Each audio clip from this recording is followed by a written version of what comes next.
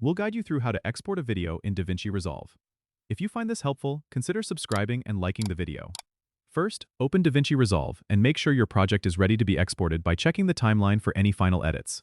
Then, go to the Deliver page, which you can find at the bottom of the interface. This is where you'll set up your export settings. On the left panel, you'll see a list of export presets like YouTube, Vimeo, or Custom. Choose the one that best fits your needs. For a more personalized export, select Custom. Here, you can set the format, codec, and resolution.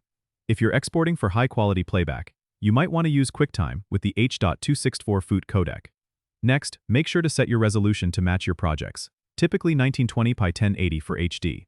You can adjust the frame rate to match your timeline settings as well. In the Audio tab, ensure that Export Audio is checked if you want audio included. Choose a suitable audio codec like AAC. Now, it's time to set the location where you want to save your file. Click on Browses next to Location, and choose your desired folder. Give your file a name in the File Name field. After setting everything up, click on Add to Render Queue.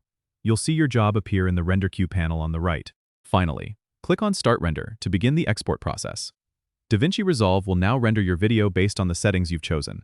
This might take some time depending on your project's length and complexity.